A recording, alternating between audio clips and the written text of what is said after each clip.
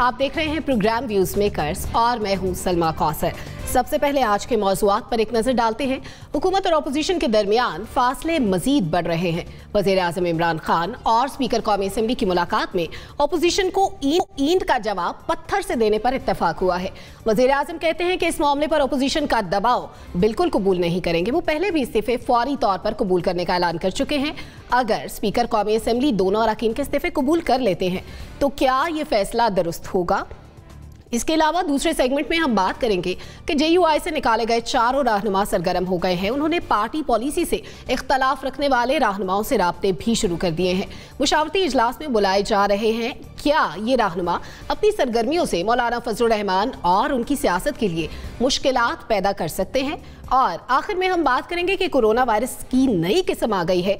मुल्क में जहां पहले ही मोहलिक वायरस से अमवात की मजमूई तादाद तकरीबन 10,000 हो चुकी है, तो वहां पाकिस्तान को इस सूरत हाल में क्या करना चाहिए और कैसी हिकमत अमली अपनानी चाहिए? इन तमाम बात पर बात करने के लिए हमारे पैनल में मौजूद हैं Nasir Baig Chughtai sahab. Good to have you in show sir. इसके अलावा lieutenant general retired Amjad Shoaib sahab ने हमें ज्वाइन किया है। बहुत शुक्रिया सर, आपने वक्त दिया। अंबर शमसी हमारे साथ हैं। Thank you so much for joining us. Mubashir Bukhari sahab हमारे साथ हैं। Welcome to the show sir. और इसके अलावा नसीम सिद्दीकी साहब भी हमारे साथ मौजूद हैं। बहुत शुक्रिया, आपने प्रोग्राम के लिए वक्त निकाला।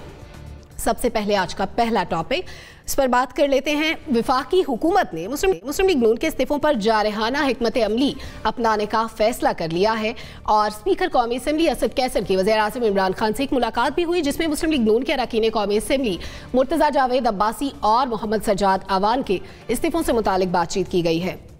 कौमी असेंबली सेक्रेटेरिएट की जानिब से दोनों अरकान को खतूत लिखे गए और 5 रोज हो चुके हैं इन खतूत को, लेकिन अभी तक राब्ता नहीं किया गया।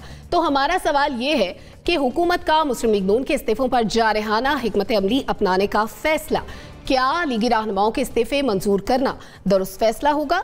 NBC पंजाबी में एक कहावत है कि गल सच ते आ गई है, ऐसे ही है? हाँ, गलती मुक गई है, गलती मुक गई है जी। बात यह है कि प्राइम मिनिस्टर ने जो हिदायत जारी की है स्पीकर को, मेरी नज़र में वो गैर आईनी है। सही कि 30 मिनट में तमाम इस्तीफ़े मंजूर कर लिए जाएं। स्पीकर एक खुद मुख्तार शख्स है, एक आज़ाद शख्स है, ऐवान का मुकम्मल नुमाइंदा है। अगर बिहेव करने पर आए, मतलब कितने स्पीकर हमारे सामने गुजरे, मौलवी तमीज़ुद्दीन खान से लेकर मलिक मिराज खालिद साहब तक आ जाइए। क्या दरख्शां बाब हैं हमारी स्पीकर और असम्बली के।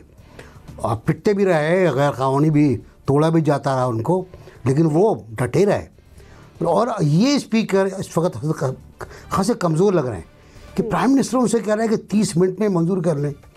एक प्रोसेस होता है इस्तीफ़ों का।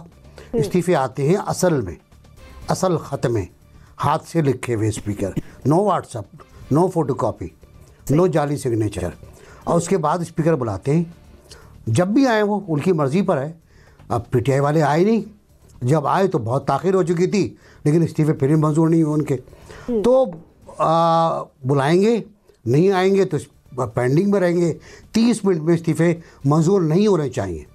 अगर होंगे तो मेरा ख्याल है बहुत लंबा एक प्रोसेस हो जाएगा। जारहाना हिकमत अमली नहीं है ये, मेरा ख्याल है एक घबराहट है। एक देखें, एक सिनेरियो आपके सामने है कि अगर 450 अरकान असम्बली इस्तीफ़े दे देते हैं और आप बहुत ताकत के साथ उनको मंजूर कर लेते हैं, फ़र्ज़ किया वो असली इस्तीफ़े हैं, और फिर आप जाते हैं बाई इलेक्शंस के ऊपर, और बाई इलेक्शन में बाइकआउट होता है, जुलूस जलसे होते हैं, 4 to 5% वोटिंग होती है, तो इस असम्बली की वक़्त क्या रह जाएगी?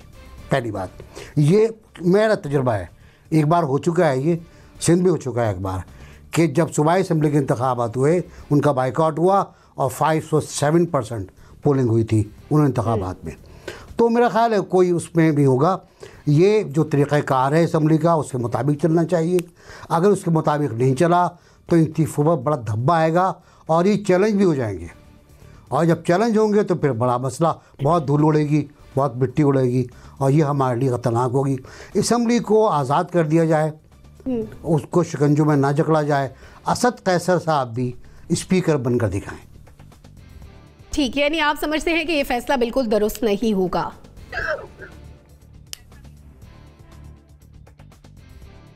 जी नहीं। ठीक है जनरल साहब, आप कैसे देखते हैं इस फैसले को? बिस्मिल्लाहिर्रहमानिर्रहीम। देखिए जी, फैसला जो भी हो, एक चीज वाज़ेह है कि प्राइम मिनिस्टर का कोई इख्तियार नहीं कि वो हदायत जारी करे स्पीकर को कि वो इस्तीफे 30 मिनट में कबूल कर। ये स्पीकर, हमें भी पता है कि ये अंदरूनी तौर पे तो इनके राब्ते हुकूमत के साथ और हुकूमत से हदायत वगैरह लेते रहते हैं। पहले भी स्पीकर्स का ये रहा है कि वो तकरीबन उनका एटीट्यूड में कुछ न कुछ फेवर नजर आती है अपनी पार्टी के लिए। लेकिन ये कभी नहीं होता कि आप जो गवर्नमेंट है वो स्पीकर को हदायत जारी करना शुरू कर दे कि आप इस तरह करें। ठीक है, इनके अगर अंदर कोई अंडरस्टैंडिंग होती है तो, लेकिन ये तो दीदा दिलेरी है, बड़ी गलत काम है कि आप हदायत जारी कर रहे हैं स्पीकर को जो कि गैर आईनी। वो एतमाद कैसे उस पे हाउस पे बाकी पार्टीज का तो एतमाद रह ही नहीं सकता उसको।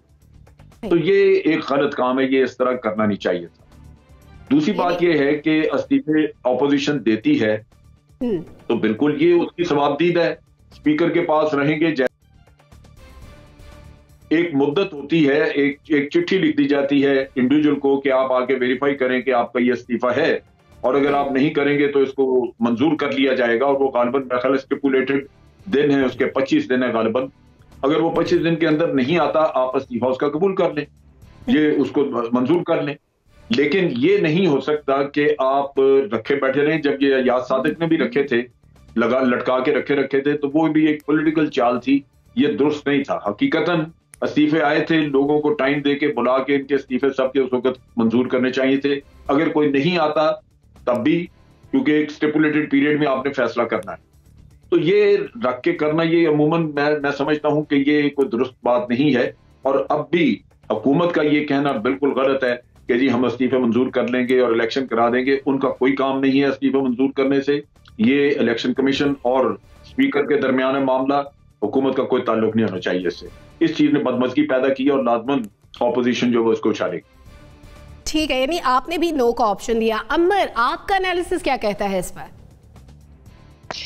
जी बहुत बहुत शुक्रिया। सबसे पहले तो देखिए, इसमें ये जरूर है कि जैसे हमने 2014 में देखा जब पाकिस्तान तहरीक इंसाफ ने अपने इस्तीफे जमा करवाए थे, उस वक्त भी उनका ब्लफ कॉल किया गया था। उस वक्त डिले के जरिए किया गया था, रखे गए थे इस्तीफे अपने पास।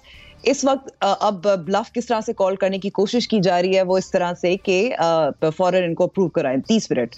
तो सियासी तौर पर तो समझ में आती है कि अगर ऑपोजिशन खासतौर पर पाकिस्तान मुस्लिम लीग नवाज बार बार कह रही है कि हमारे पास इतने इस्तीफे तकरीबन हो गए हैं, हम अगर इस्तीफे जमा करवा देंगे तो फिर आपको इलेक्शन करवाने पड़ेंगे, ये बाय इलेक्शन से काम नहीं चलेगा, आपका पूरा जो पार्लिमानी निज़ाम है वो धर्म भरम रह जाएगा। लेकिन मैं इत्तेफाक करती हूँ दीगर जो हमारे तज्जियाकार थे उनसे कि एक जो जानिबदारी गैर जानिबदारी होनी चाहिए, कि इंडिपेंडेंट स्पीकर को होना चाहिए, उनका वो नुमाइंदगी करते हैं पूरे पार्लिमान की, तो उनको इस तरह के अहकामात देना ये दुरुस्त बात नहीं है। और वैसे हम देख रहे हैं कि पार्लियामेंट का पार्लियामेंट्री जो सिस्टम इस वक्त है वो तो बिल्कुल गैर फाल हुआ है हर तरीके से। तो ये एक और जो एक इल्ज़ाम लगाया जाता है अपोजिशन की जानिब से असद कैसर साहब पे, और ये हमने जब फैटफ के कवानीन थे उस वक्त उनका जो रवैया था उस वक्त भी इल्जामात लगे थे। तो फिर ऑपोजिशन का जो बयानिया है इनको तकवीत मिलती है ना कि ये इंडिपेंडेंटली उनको ऑपरेट करने नहीं दिया जा रहा। तो मेरे ख्याल में ये सियासी तौर पर समझ तो आ रही है, लेकिन अगर हम इदारों की बात करें, इदारों की गैर जानिबदारी की बात करें, तो फिर मेरे ख्याल में ये एक गलत एक कह सकते हैं डायरेक्शन है। ठीक है अंबर, आपने भी नो का ऑप्शन दिया। मुबश्शिर बुखारी साहब, गवर्नमेंट की इस स्ट्रेटजी को आपको क्या लगता है, कोई पजीराई मिलेगी मुस्तकबिल में? जी देखिए, हमारे जैसे लोग तो आयन के और कवानीन की पासदारी की बात करते करते जो है वो बूढ़े हो रहे हैं, और जो है लेकिन वहाँ पे बुढ़े हो गए हुकूमत आती है। जी नासिर भाई, बिल्कुल बजा फरमाया आपने। और जो नई कोई भी हुकूमत आती है, हमने देखा कि तवक्कुआत वाबस्ता की जाती हैं। तो इस दफ़े तो हमें बहुत ज़्यादा थी, क्योंकि खान साहब ने भी 5 साल जो है रूल ऑफ लॉ की बात की, लेकिन अनफॉर्चुनेटली मुझे जब ये स्पीकर इन्होंने बनाया असद कैसर साहब को, तो मुझे समझ नहीं आई इस बात की, क्योंकि असद कैसर साहब की performance as speaker KP assembly भी बड़ी क्वेश्चनेबल थी वहां पे भी। और अभी भी देखें उनके पास फखर इमाम जैसे साहब मौजूद हैं जिन्होंने ज़िया दौर में स्पीकरशिप की। फिर डॉक्टर फहमीदा मिर्जा अलायंस के जरिए एक वजारत लेके बैठी हुई हैं और बड़ा अच्छा ईवान उन्होंने पीपल्स पार्टी दौर में चलाया। तो उनके तजर्बे से फायदा उठाते और कोई ऐसा स्पीकर इंस्टॉल करते कम से कम जिसकी रेपुटेशन जो है वो अच्छी होती है। एक बात तो ये होगी। दूसरी बात ये होगी कि अगर ये रूल्स को वायलेट करेंगे, जैसा चैनल साहब और नासिर भाई ने फरमाया कि वो जो टाइम फ्रेम दिया गया है रूल्स में, उससे पहले इन्होंने किया, तो ये तो वायलेशन ऑफ लॉ होगी, जो कि अगर हुकूमत खुद करे तो फिर दूसरे पे फिंगर पॉइंटिंग तो नहीं कर सकती। दूसरी बात ये कि अगर करेगी तो जो अपोजिशन चाह रही है, तो ये अपोजिशन के हाथ में खेलने वाली बात है मेरे ख्याल में। ये पहले ही आपके प्रोग्राम में कहा कि अगर इलेक्शंस होंगे तो पीडीएम की बहुत सारी जमातें उसमें हिस्सा नहीं लेंगी, क्योंकि अभी कुछ जो जमातें हैं वो मैदान को खुला नहीं छोड़ना चाहती। और अगर ऐसी सूरत में पंजाब से आप फर्ज करें मुस्लिम लीग नवाज इलेक्शन में हिस्सा नहीं लेती, 100+ सीट्स हैं उनकी पंजाब में सूबाई असेंबली की, उसके बाद नेशनल असेंबली की सीट्स हैं, तो ऐसी सूरत में उन इलेक्शंस की क्रेडिबिलिटी जीरो हो जाएगी और उस पार्लियामेंट की क्रेडिबिलिटी में भी काफी ज्यादा फर्क आएगा और वो ज्यादा अर्सा नहीं चल पाएगी। तो ये जो चारहाना हिकमत अमली है, ये कोई T20 मैच नहीं है, ये पाकिस्तान के आइन की बात है, कवानीन की बात है और हमारी जमहूरियत के मुस्तकबिल की बात है। इस पे मेरा ख्याल है थोड़ी सी जो है हट धर्मी से हट के हुकूमत को सोचना चाहिए और मैं समझता हूँ ये मुल्क के लिए अच्छा नहीं होगा ये हिकमत अमली। यानी आपने भी नो का ऑप्शन लिया। नसीम सिद्दीकी साहब, आपको क्या लगता है गवर्नमेंट का ये फैसला दुरुस्त होगा? शुक्रिया बहुत। आप ये देखें कि इस मामले के बहुत सारे पहलू हैं। सबसे बड़ी बात ये है कि आज टीवी चैनल पर ये खबर चली कि वज़ीर-ए-आज़म और स्पीकर की मुलाकात हुई है और ये जबकि आज तो कैबिनेट की मीटिंग शुरू हो गई थी और फिर स्पीकर के जो ऑफिस है उसने तरदीद की है कि स्पीकर की कोई मुलाकात नहीं हुई और वज़ीर-ए-आज़म से पहले तो है तो हम उनके ऊपर इल्जाम तराशी किस बात की करें। दूसरी तरफ आप ये देखें कि अगर अपोजिशन इतनी अपनी हिकमत अमली बना रही है, एग्रेसिव हुई है, तो हुकूमत खामोश होकर तो नहीं बैठ सकती ना। हम ये तो नहीं कह सकते कि जी उनको कोई हिकमत अमली नहीं बनानी चाहिए, उन्हें कोई स्ट्रेटेजी नहीं बनानी चाहिए, उनके वज़रा को बयान नहीं देना चाहिए। क्यों नहीं देना चाहिए भाई? जब अपोजिशन इस्तीफे देने की बात कर रही है, इतना बड़ा आईनी खिला आ सकता है उनके इस्तीफों के लिए, तो उसको हुकूमत ने काउंटर करना है ना, और किसने करना है। और अक्सर ये कहा जाता है हुकूमत ये काम क्यों कर रही है, फला इदारे का काम है। भाई हुकूमत भी मौजूद है, वज़ीर आज़म CEO होते हैं मुल्क के। अगर इलेक्शन कमीशन ने करवाने इलेक्शन, वो पहले बात की बात है।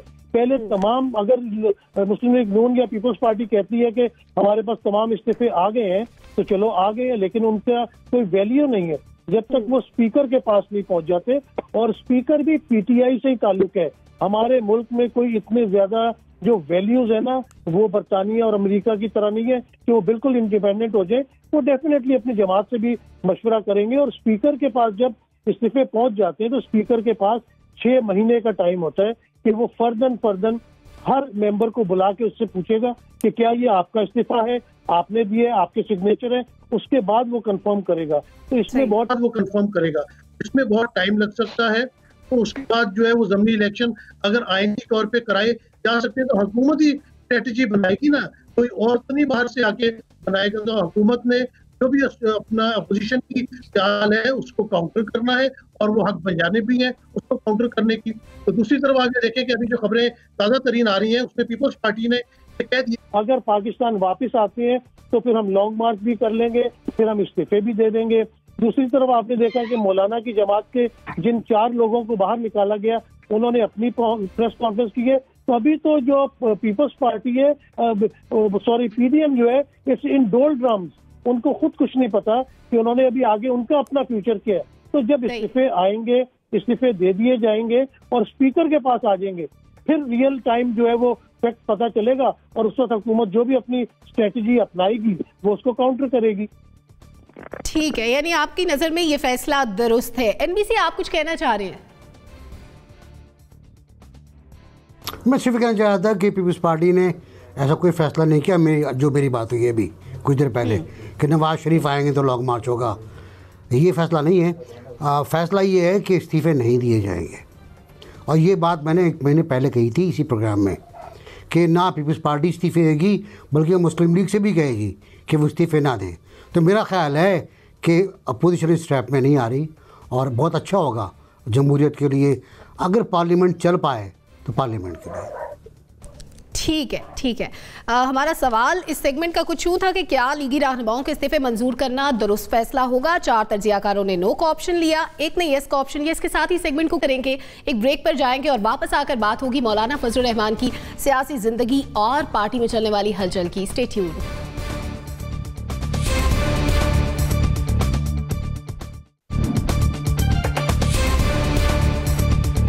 Welcome back. जमीयत उलमा इस्लाम फे से निकाले गए रहनुमा सरगर्म हो गए हैं। मौलाना शिरानी ने JUI पाकिस्तान को JUI फे से अलग करने का ऐलान कर दिया है। इससे कबल नाराज रहनुमाओं का इस्लामाबाद में एक मुशावरती इजलास भी हुआ, जिसमें जमात से निकाले गए रहनुमाओं और दीगर अफराद ने शिरकत की। उन्होंने अपनी प्रेस कॉन्फ्रेंस में क्या कहा, जरा वो आप सुनिए, उसके बाद सवाल की जानिब आते हैं।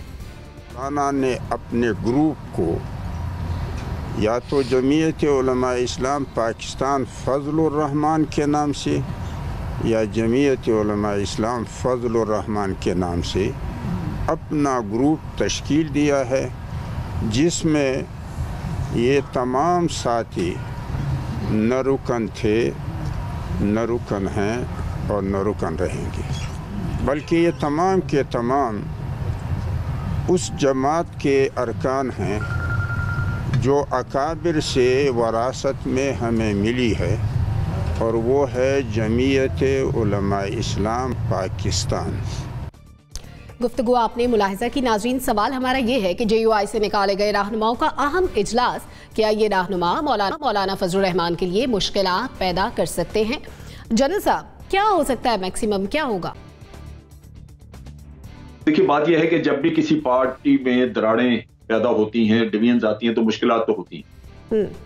लाज़मी बात है कि पार्टी की वो स्ट्रेंथ नहीं रहती, लेकिन मौलाना के मामले में खास तौर पे ये मसला होगा, क्योंकि मौलाना की पार्टी बड़ी, इसमें इत्तेहाद बहुत ज्यादा था और लोग जुर्रत नहीं करते थे कि इनके बारे में कोई बात करें या इससे इख्तलाफ करें। मौलाना बड़े हावी थे अपनी पर्सनैलिटी और अपने बयान की वजह से और अपने वालिद के पैकिंग की वजह से जो जमाने से मिली हुई थी इनको। लेकिन अब लगता यह है कि आहिस्ता आहिस्ता लोग जबानें खोलेंगे।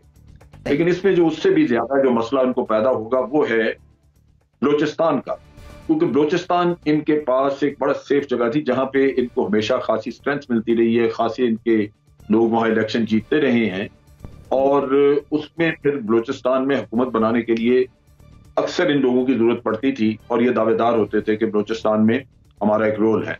लेकिन इसके साथ अब बलोचिस्तान में लगता है कि इनकी ये पार्टी बहुत कमजोर हो जाएगी और हो सकता है कि ये पार्टी आहिस्ता आहिस्ता वहां खत्म हो जाए, क्योंकि ये लोग जो अलहदा हुए हैं ये कोई छोटे मोटे लोग नहीं है, ये बड़े बाअसर लोग हैं जो जिन्होंने अलहदगी इख्तियार की और उन्होंने लाजमत सोच समझ के की होगी। फिर यह है कि मौलाना शिरानी हमारे इस्लामिक आइडियोलॉजी काउंसिल के चेयरमैन रहे, उसकी वजह से उनका स्ट्रेचर बढ़ा, वो काफी इस मामले में उन्होंने असर रसूख अपना पैदा किया, शायद पहले इतना नहीं था जो अब इसके बाद हुआ। तो उस लिहाज से मैं समझता हूं कि मौलाना के लिए ये एक लम्हा फिक्रिया तो हो गया, और अगर वो दूसरों ने कुछ और भी लोग मिला लिए डिसिडेंट्स ने, तो लाजमत मौलाना के लिए तो बहुत बड़ा चैलेंज होगा, और खासतौर पर बलूचिस्तान। सही। NBC, आप क्या समझते हैं, मौलाना को बलूचिस्तान से टफ टाइम मिलने वाला है इस बार? कल जनरल साहब जरा से मुझसे नाराज हो गए थे, तो जनरल साहब की खिदमत में एक शेर इसी हवाले से जो आपका सवाल है, जरूर। कहानी आप उलझी है या उलझाई गई, कहानी आप उलझी है या उलझाई गई है, ये उकदा तब खुलेगा जब तमाशा खत्म होगा। तमाशा चलने देना, अभी तमाशा जारी है, और मेरा ख्याल है कि इस तमाशे को भी टाइम लगेगा ख़त्म होने में, पर्दा गिरने में टाइम लगेगा। मैं एक नीम दीनी रोज़नामा पढ़ रहा था जिनकी खासी डेप्थ है इस पूरे पॉलिटिक्स के ऊपर, दीनी पॉलिटिक्स के ऊपर। उनका कहना ये है कि बहुत ताकतवर लोग हैं मौलाना शेरानी और इनके साथी, लेकिन इनका असर नहीं है। और इनका असर ख़त्म करने का एक और तरीक़ा भी है कि मौलाना, मुझे यकीन नहीं आता कि मौलाना फजलुर रहमान को वफाकुल मदारिस का प्रेसिडेंट बना दिया जाए। तो एक ऑप्शन ये भी है। अच्छा, मैं क्योंकि प्रीव्यू नहीं हूँ इनके मजहबी जमातों से, लेकिन मुझे लगता है कि मौलाना शेरानी के बाज़ फतवे मुतनाज़ा बने हैं। बाज़ ऐसे मसाइल थे जो डिस्कस हुए, मीडिया में डिस्कस हुए, ख़ास तौर से कम उम्र की शादी के मसाइल थे, इस तरह के थे। और इनमें ताकतवर आदमी मैं आज भी कहता हूँ हाफिज़ हुसैन अहमद साहब हैं। बहुत अच्छा बोलते हैं, बहुत कटीला बोलते हैं, उनके अल्फाज में रस होता है, जूस होता है, जहर होता है, शहद होता है। लेकिन क्या वो आज शामिल थे, ये एक बड़ा सवाल है कि वो थे, क्या वो मुकम्मल तौर पर साथ में, ये भी सवाल है। तो अभी इसको देखना पड़ेगा। मेरा ख्याल है अभी मौलाना ख़तरे में नहीं है। अभी आपकी नज़र में कोई ख़तरा नहीं है मौलाना को, ठीक है। नसीम सिद्दीकी साहब, मौलाना वर्सेस मौलाना, क्या आउटकम देख रहे हैं आप इस तमाम तर मामले का? देखिए, ये जो दीनी जमातें होती हैं ना, इनका सिनेरियो जो है वो सियासी पार्टियों से बिल्कुल डिफरेंट होता है। जैसे लोग अगर मुस्लिम लीग नून छोड़ जाते हैं तो बड़ी कदावर शख्सियत है, नवाज शरीफ या पीपल्स पार्टी में बेनज़ीर भुट्टो थी या जरदारी साहब है या बिलावल भुट्टो, इतना फर्क नहीं पड़ता। लेकिन ये दीनी जमातों में एक इनके अपने अपने फिक्र और अपनी अपनी फॉलोइंग होती है। तो मेरे ख्याल से मौलाना को बहुत बड़ा फर्क पड़ चुका है, क्योंकि मौलाना शेरानी की बलोचिस्तान में बहुत बड़ी स्टैंडिंग है और मौलाना को बलोचिस्तान से बहुत ज्यादा रिजल्टमेंट आएगी। हाफिज हुसैन अहमद आज इस वजह से नहीं पहुंच सके कि उनके कोरोना का टेस्ट शायद नहीं आया था और वो फ्लाइट में नहीं बैठ सके, लेकिन उन्होंने वीडियो लिंक से उसमें शिरकत जरूर की थी आज की जो उनकी प्रेस कॉन्फ्रेंस थी। तो जब भी इस तरह के मामलात आते हैं, पार्टियों में टूट फूट होती है, तो फर्क तो पड़ता है, क्योंकि जो उन्होंने अरकान को निकाला है मौलाना फजल रहमान ने, वे कोई छोटे अरकान नहीं है, वो सब कदावर शख्सियत है। जिस तरह NBC साहब ने कहा कि तमाशा अभी लगा है, तमाशा खत्म होने दे, तो वाकई एक तमाशा लगा हुआ है जिसमें ये अपनी अपनी पहले बोल रहे हैं और इनमें जो तफरका है वो नजर आता चला जा रहा है। तो PDM के लिए भी एक बहुत बड़ा धचका है, क्योंकि PDM के जो प्रेसिडेंट है, सरबराह है, वो मौलाना फजल रहमान है, और अगर उनकी ही जमात के अंदर तोड़फोड़ शुरू हो गई है तो PDM को तो बहुत बड़ा धचका लगा है, क्योंकि तमाम मामला को मौलाना फजल रहमान फ्रंट फुट पे आके लेके चल रहे हैं। और मैंने जैसे पहले कहा कि ये बहुत कदावर शख्सियात है, हाफिज हुसैन अहमद और मौलाना शेरानी, तो ये मौलाना फजल रहमान को बहुत बड़ा डैमेज देंगे आने वाले दिनों में। जी ठीक है। मुबश्शिर बुखारी साहब, मौलाना फजल रहमान की जिंदगी में जो सियासी तब्दीलियां आ रही हैं, आने वाले साल में ये कैसी साबित होंगी? देखिए, अगर हम डायनामिक्स देखें ना दीनी जमातों की, इनका बिल्कुल एक डिफरेंट इनका क्या कहते हैं केमिस्ट्री है। जैसे पॉलिटिकल पार्टीज में नजरिया चलता है, वर्कर्स चलते हैं, इस तरह दीनी जमातों में मदारिस चलते हैं। दीनी जमातों में अगर आपने किसी की स्ट्रेंथ को मेजर करना है तो आपको ये देखना होगा कि उसका कंट्रोल, उसका इन्फ्लुएंस कितने मदारिस पे है। तो ऐसी सूरत हाल में अगर आप इन साथियों का, बेशक ये बड़े बड़े नाम हैं, लेकिन मौलाना शेरानी पे चूंकि आज वो कह रहे हैं कि जमीयत उलमाए पाकिस्तान के हम मेंबर थे, हमें विरासत में मिली, लेकिन जब वो इस्लामी नजरियाती काउंसिल के चेयरमैन हुए, उससे पहले जब वो 2002 की असेंबली में MNA हुए, उस वक्त भी वो जमीयत उलमाए इस्लाम पे के मेंबर के तौर पे हुए थे, और उस वक्त वो जमीयत उलमाए इस्लाम पाकिस्तान के मेंबर के तौर पे नहीं हुए थे। एक बात तो ये। दूसरी बात ये कि उन्हें अगर ये यकीन है कि ये जमीयत उलमाए पाकिस्तान ही है, तो फिर उन्हें जमीयत उलमाए इस्लाम तमीउल हक ग्रुप के हवाले से भी बात करनी चाहिए थी कि भाई उधर जो लोग हैं वो भी जमीयत उलमाए इस्लाम पाकिस्तान के हैं, तो उनके इस चीज में ज्यादा वजन नहीं है। दूसरी बात, आप अगर तारीखी तौर पे देखें तो मौलाना शेरानी के चूंकि फतावा कुछ आए थे माजी में, जब वो इस्लामी नजरियाती काउंसिल के चेयरमैन नहीं थे, उससे पहले जब वो इसराइल से ताल्लुकात की बातें करते थे, जब वो GOs के साथ नेगोशिएशंस की बातें करते थे, और कुछ ऐसे फिरके जिन्हें मतलब कुछ फिरकों ने उनके खिलाफ फतावा इशू किए थे काफिर होने के, उसके हवाले से भी उन्होंने कहा कि ये बिल्कुल गलत है। तो उस पर मौलाना की अपनी जो अपोजिशन थी, अपनी ही जमात और अपने ही रैंक्स में काफी ज्यादा बढ़ गई थी, और बहुत सारे जो गैर मजहबी हल्के हैं मौलाना को बहुत पसंद करने लगे थे उनके बोल्ड स्टैंड की वजह से। लेकिन उसी के नतीजे में मौलाना पे बलूचिस्तान के इलाके में 3 कातिलाना हमले हुए। अब जो ग्राउंड रियलिटी ये है, जैसे नासिर भाई ने कहा कि वफाक मदारिस के चेयरमैन के तौर पे उनकी तैनाती की बात हो रही है, मदारिस पे मौलाना का बहुत असर है, और मौलाना को के हाथ में जब तक मदारिस की तादाद मौजूद है, मौलाना की पॉपुलैरिटी को वो डेंट नहीं पहुंचेगा जिसकी हम तवक्को कर रहे हैं। अलबत्ता शिरानी साहब इंडिविजुअली अपने अपने इलाकों में जो है वो जरूर इनको डैमेज कर सकते हैं, जैसे ये हजरात बैठे हुए थे साथ, जैसे हाफिज हुसैन अहमद की बात की, ये कुछ इलाकों में जरूर डेंट कर सकते हैं, और वो भी बलूचिस्तान में। लेकिन उसका आप मुल्क गिर किस्म का नुकसान देखें तो मुझे वो नजर नहीं आता। ठीक है अमर शमसी, क्या आप देखती हैं कि नाराज ग्रुप जो है उसकी कैपेसिटी है कि फजलुर रहमान ग्रुप को वो टफ टाइम दे सके?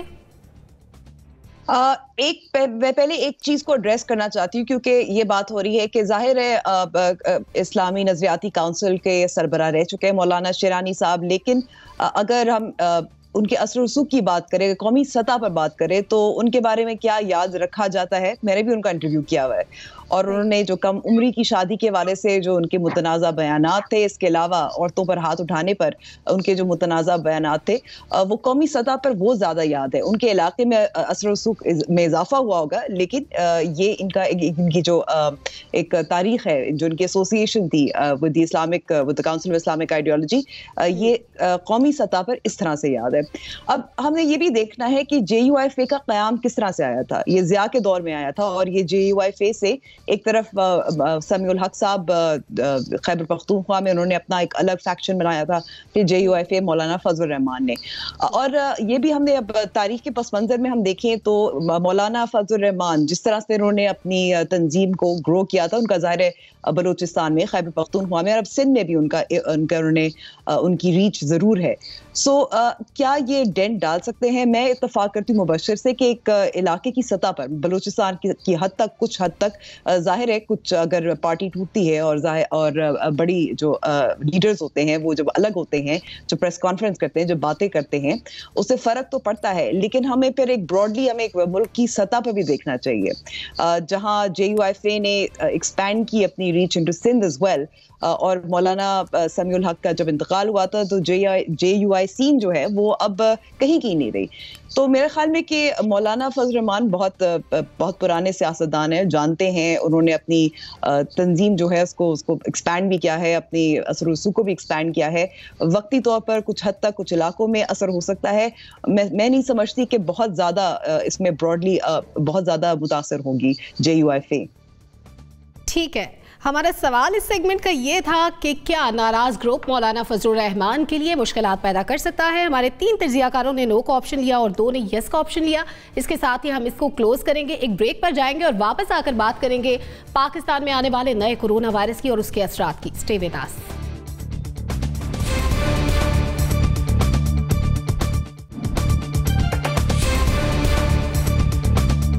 Welcome back. प्रोग्राम के आखिरी सेगमेंट में हम बात करने वाले हैं बहुत ही संजीदा मामले की। पाकिस्तान में भी बरतानिया में सामने आने वाले कोरोना वायरस की नई किस्म के केसेस का इंकशाफ हो गया है। महकमे सेहत सिंध के मुताबिक बरतानिया से आने वाले 3 अफराद में कोरोना वायरस की नई किस्म पाई गई है। मुल्क में कोरोना से मजीद 63 अमवात भी हो चुकी हैं, जिसके बाद अमवात की मजमूई तादाद 9,992 हो गई है।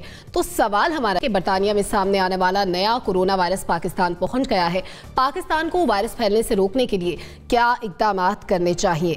अंबर शमसी, आप बताइएगा, आपके ख्याल में क्या सेफ्टी मेजर्स में कोई तब्दीलियां लानी चाहिए? आप जी, सबसे पहले तो इसमें बहुत अहम बात यह है कि कॉन्टैक्ट ट्रेसिंग होनी चाहिए। जितने भी जो मुसाफिर आए हैं बरतानिया से गुज़िश्ता 1-2 माह में, इसलिए क्योंकि हमने जब मालूम हुआ, और बहुत अच्छी बात है कि जल्द फैसला ले लिया कि परवाजें बंद होनी चाहिए, जो मुअत्तल होनी चाहिए, बल्कि जो बरतानिया से आ रही थी, और उसको उसमें तौसी भी कर दी गई है कुछ दिन के लिए। एक तो ये जो मुअत्तली है इसको बरकरार रखना चाहिए, कॉन्टैक्ट ट्रेसिंग करनी जरूर चाहिए, क्योंकि हमें ये मालूम है कि ये जो बरतानिया से जो नया कोरोना वायरस का जो नया स्ट्रेन है, ये 56% ज्यादा इन्फेक्शियस है, जिसकी हमें ये भी नजर आ रहा है कि केसेस में इजाफा भी हो रहा है। सेकंड वेव में हम हैं इस वक्त। खैबर पख्तूनख्वा से खबरें आ रही हैं कि अस्पताल जो है वहाँ फुल है। सो सबसे ज्यादा मुश्किल यही होती है पाकिस्तान में और हमारे जैसे दीगर ममालिक में, जहाँ हमने एक सिस्टम निज़ाम तो तैयार कर रखा है, लेकिन अगर अस्पताल भर गए तो फिर ज्यादा मुश्किल का सामना करना पड़ेगा। फिर एक और मेरे ख्याल में एक अहम बात यह है कि आपको याद होगा जब पहला वेव भी आया था, उस वक्त भी बरास्ता कराची जो केसेस आए थे, उस वक्त हुकूमत सिंध जो है वो भी शिकायत ये करी थी कि जो कॉन्टैक्ट ट्रेसिंग थी या जो स्क्रीनिंग थी हवाई अड्डों पर, वो दुरुस्त नहीं है, वो काफी नहीं है, उसको स्टेप अप करना चाहिए। तो ये कुछ ऐसी मेरे ख्याल में कुछ ऐसे इक़दामात है जिनसे कुछ हद तक काबू पाया जा सकता है। कॉन्टैक्ट ट्रेसिंग इसमें बहुत ज्यादा अहम है, क्योंकि अगर ये ज्यादा इन्फेक्शियस है तो इससे खदशा तो यही है कि हॉस्पिटलाइजेशंस में इजाफा होगा। ठीक है, यानी आपके ख्याल में मजीद इक़दाम करने चाहिए। मुबश्शिर बुखारी साहब, क्या फ़ज़ाई रास्ते बंद कर देना काफ़ी है या शहरियों को भी अब ज़्यादा जिम्मेदारी का मुजाहरा करना होगा? जी देखिए, जो हमने देखे 3 तरीके ही हैं। नंबर 1 तो ये आइसोलेशन, लॉकडाउन की ऑप्शन ना पहली वेव में हमने अडॉप्ट की थी कंप्लीट लॉकडाउन की, और ना अभी हम अडॉप्ट करने की पोजीशन में है। दूसरा ये है कि आप SOPs पे अमल दरामद को यकीनी बनाइए, लेकिन अनफॉर्चुनेटली तमाम हुकूमतें, सूबाई और फेडरल गवर्नमेंट को उसको हम जिम्मेदार इसका ठहरा नहीं सकते। सूबाई हुकूमतों का मामला था, लेकिन वो भी नाकाम नजर आती हैं। क्योंकि मैं लाहौर में बैठा हुआ जिस तरह वायलेशन देख रहा हूँ, बाकायदा मुझे डर लगता है कि ये खौफनाक तरीके से फैल न जाए। और तीसरा तरीकाकार ये है कि आप कर्फ्यू नाफिज कर दें, जो पॉसिबल नहीं है। और चौथा तरीकाकार ये है कि हम जो इस वक्त हॉट इशू है दुनिया भर में, और एक रेस लगी हुई है वैक्सीन की, उसके लिए हम कोशिश करें, जिसके लिए यकीनन इजलास होने जा रहा है। उसमें डिसाइड करेंगे कि कैसे वैक्सीन का हसूल जल्दी मुमकिन बनाया जा सकता है, लेकिन उसमें अभी जो है वो टाइम लगेगा। तो बेहतरीन तरीका यही है कि जो लोग आए हैं नया वायरस लेके, उनको शिद्दत के साथ आइसोलेट रखा जाए जब तक वो क्लियर नहीं होते, और बाकी SOPs की इम्प्लीमेंटेशन और एनफोर्समेंट जो है उसको यकीनी बनाया जाए। और हमने पहले भी दर्जनों प्रोग्राम, यानी हम TV के ही थे, जिसमें ये कहा था कि कम से कम आप कोई ना कोई फाइन रख दें, और फाइन तय भी किया गया, लेकिन हुआ नहीं। और उसका नतीजा ये है कि अवाम इसको ईजी ले गए हैं और स्प्रेड जो है वो फैलने का अंदेशा है। ठीक है, नसीम सिद्दीकी साहब, नया वायरस जो है ये ज़्यादा तेज़ी के साथ फैल रहा है। अब इससे लोगों को प्रिवेंट करने के लिए लॉकडाउन की जानिब जाने के हम मुतहम्मिल नहीं हो सकते, मजीद क्या करना पड़ेगा? देखिए सलमा, बात यह है कि दुनिया में जब भी वायरस आया ना, तारीख अगर आप उठा के देख ले, तो उसको कोई भी हुकूमत कंट्रोल नहीं कर सकी है। बर्रे आजम तबाह हो गए थे, लाशों के अंबार लग गए थे। अभी भी अगर आप देखें, अमेरिका, यूरोप, कितने तरक्की याफ्ता मुमालिक है, पर वो वायरस को रोक नहीं पा रहे। वहाँ पे कब्रों की जगह कम पड़ गई है, उन्होंने नई लैंड जो है वो डिप्यूट कर दी है। मेरा एक दोस्त है, उसको कोरोना हुआ, वो लंदन में हॉस्पिटल, उसको एम्बुलेंस ले गई, 2 दिन बाद वो हॉस्पिटल से भाग के घर वापस आ गया। मैंने पूछा, यार तुम क्यों वापस आ गए? कहता वहाँ पे इतना बुरा हाल था कि मेरे सामने लोग मर रहे थे, मुझे केबिन में डाल दिया था, ना कोई आ सकता था ना कोई जा सकता था। तो ये हाल है कि आप कहें जी वायरस को हुकूमत कंट्रोल कर ले, फलां कंट्रोल कर ले, कुछ नहीं हो सकता। सिर्फ अल्लाह ताला से दुआ की जा सकती है कि इस वबा से हमारी जान छुड़ा दे। ये हुकूमतें कंट्रोल नहीं कर सकती, लॉकडाउन नहीं लग सकता, कर्फ्यू नहीं लग सकता, क्योंकि मईशत तबाह हो जाएगी तो लोग जो है वो भूख और अफलास से मरना शुरू हो जाएंगे। हाँ, SOPs पे कुछ लोग अमल कर रहे हैं, कुछ लोगों को अमल करना चाहिए। हमारा जो हेल्थ सिस्टम में बहुत ही वीक है, इससे हमें सबक लेके आइंदा के लिए अपने हेल्थ सिस्टम को बेहतर करना चाहिए, ताकि लोगों को बेहतर इलाज मुआवजा मिल सके। तो अगर हम पूरी बात डाल दें कि इस वायरस को रोकें, वायरस को जो नया भी आया उसको आप नहीं रोक सकते, क्योंकि ट्रैवलिंग खत्म नहीं हो रही। जब भी पेशेंट्स आते हैं, उनकी इंक्यूबेशन अगर नहीं हुई होती और जब वो पहुंचते हैं उसके बाद उनका पॉजिटिव आ जाता है, तो आप इस चीज को जो नजर ही नहीं आ रही, इसको कैसे रोक सकते हैं कि वो हवा में है, कहाँ पर है? तो इसमें सिर्फ मेरी तो यही है कि लोग SOP के ऊपर खुद से अमल करें, क्योंकि हुकूमत किसी के सर पे बंदूक रख के 22 करोड़ आवाम के SOP पे अमल नहीं करा सकती। हमें अपनी एहतियात खुद करनी चाहिए और शहरियों को जिम्मेदारी का मुजाहरा करना चाहिए, दुआ करनी चाहिए। बिल्कुल जी ठीक है। NBC, क्या सिर्फ दुआओं पर इक्तफा किया जा सकता है? में एक बहुत अहम नुक्ता है। काश हमारी दुआएं कबूल हो जाती। हम तो मुस्तजाबुल दुआ भी नहीं रहे। दर दिल से दुआ करें तो अल्लाह जरूर सुनता है। बहुत सही बातें हुई यहाँ पर। कह रहे बैठे कह रहे नसीम भाई कह रहे इमामत करें वो, तो मैं अर्ज़ कर रहा था कि बहुत सी बातें होती हैं, बहुत अच्छी अच्छी बातें करते हैं हम लोग, फैक्ट्स की तरफ नहीं जाना चाहते। फैक्ट्स बड़े तल्ख होते हैं। पहली बात तो ये बिल्कुल ठीक है, हम आवाम की मजम्मत करते रहें, उनको धुतकारते रहें, उन्हें गालियाँ देते रहें, उन्हें कहते रहें जाहिल मुतलक हैं, कोई काम नहीं करते। फिर हिस्पैनिक फ्लू हुआ या इंडियन चाइना प्लेग हुआ, करोड़ों लोग मर गए, बिल्कुल सही कहा नसीम भाई ने। लेकिन ये कि वो दौर एक पत्थर का दौर था, एक पुराना दौर था। उस वक्त इतनी साइंस आगे नहीं थी, ना रिसर्च आगे थी। अब तो रिसर्च भी आ गया है, हर वायरस का तोड़ तैयार हो चुका है, इसका भी हो जाएगा, तो मायूसी की बात नहीं है, दुआएं कबूल हो जाएगी आपकी। मैं सिर्फ यस कर रहा हूँ कि जो नसीम ने जो बात कही है कि travelling, yes this is the point. हम ट्रैवलिंग नहीं रोक पा रहे।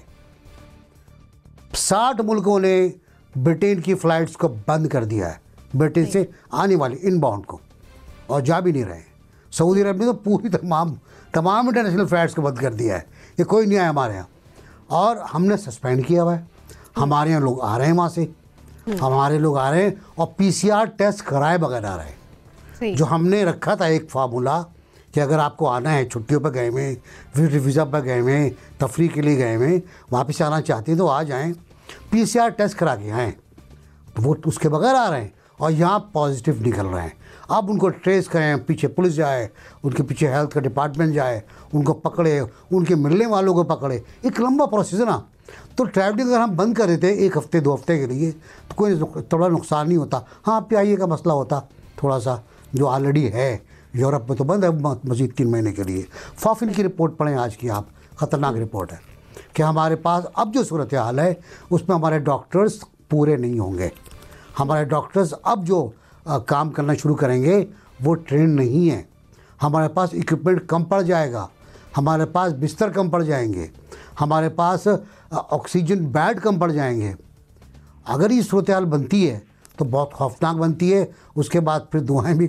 और ये जो है नया वाला कोरोना, ये 4 से 5 दिन ले रहा है, 14 डेज़ नहीं ले रहा है, ये 4 से 5 दिन ले रहा है। और आप फेसबुक देख लें, हर रोज़ाना 4-5 लोग इंतकाल की खबर होती है और बहुत करीबी होते हैं हमारे। वो डर लगता है कि कहीं अल्लाह ना करे किसी का, और लेकिन सुबह ये खबर फिर होती है।